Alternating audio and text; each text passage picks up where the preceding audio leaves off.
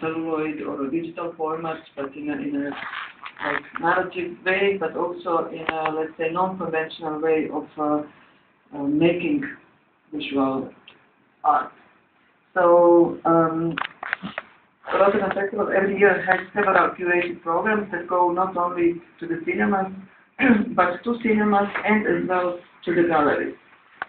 And that way, well, the digital technology changed so much the way of filmmaking itself and the way of receiving cinema also, that we are trying to find this way to connect film viewer, to connect what is important about film culture, and also these commercial spaces, if one can say commercial spaces like galleries or certain institutes or even streets.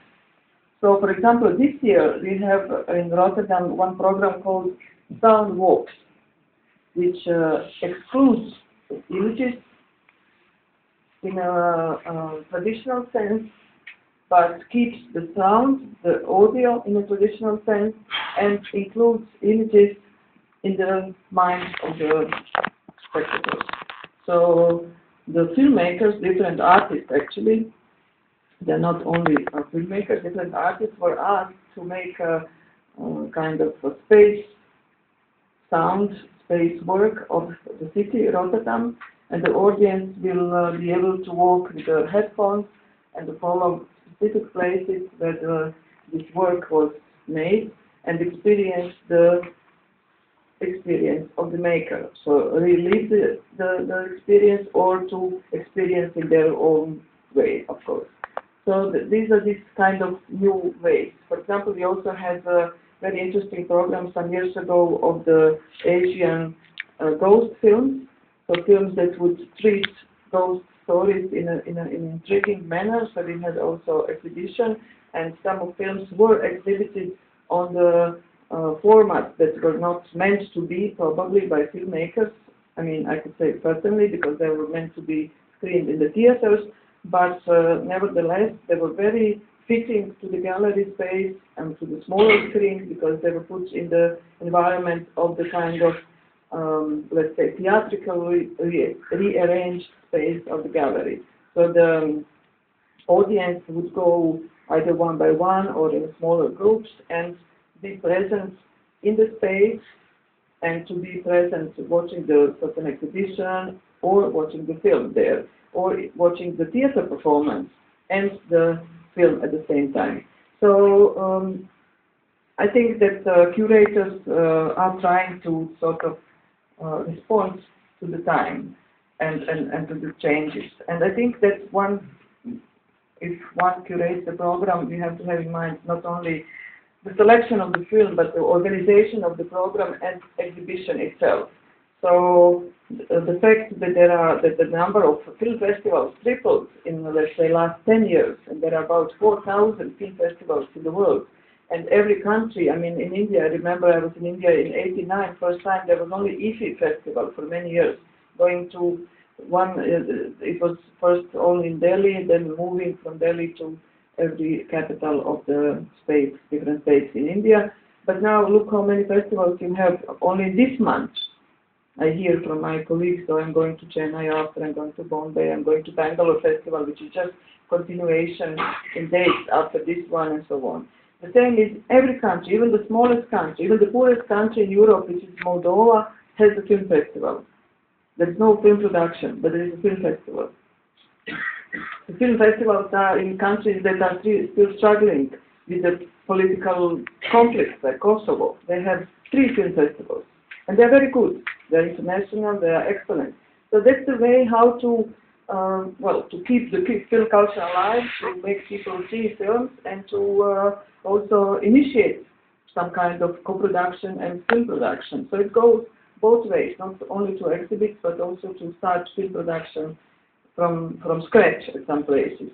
So film festivals that are in such a places where there are no, let's say, good facilities, good film theaters anymore, are trying to provide very alternative places. First of all, to be attractive, and secondly, to be just able to screen something and to attract the audience to come there and see this film. So, for example, in Ukraine, there's a film festival on the ship where you screen the films on the big boat.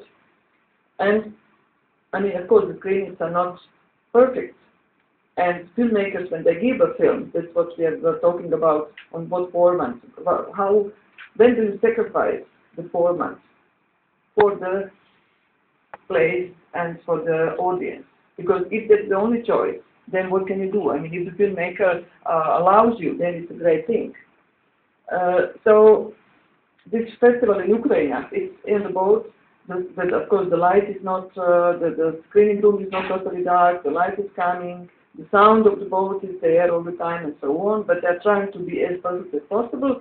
Yet, what is the most interesting thing, they're providing not only for the audience on the boat, which are traveling from A to B city, but in each city, like Odessa or Zaporozhye or some other cities that don't have big cinemas, they, on that day, when the boat is standing still for 24 hours, they take the filmmakers, the films, and they screen in these old theaters that they are still present there. So it's a great thing that, for example, I was 1 year when Tonino Guerra, the big scriptwriter of Fellini, was present, and of course the whole city of Odessa was there to see the big maestro and so on. So there are so many different ways. This year at IFFK, which just finished like a week ago in Amsterdam, there was a cinema in the small kind of bus park on the square. And that's one of, like, there are 20 theaters, which are kind of traditional theaters, and there are 2-3 alternative places that also screen a film that was called Docs Next, and that was organized in collaboration with European Cultural Foundation, where there are only 9 seats.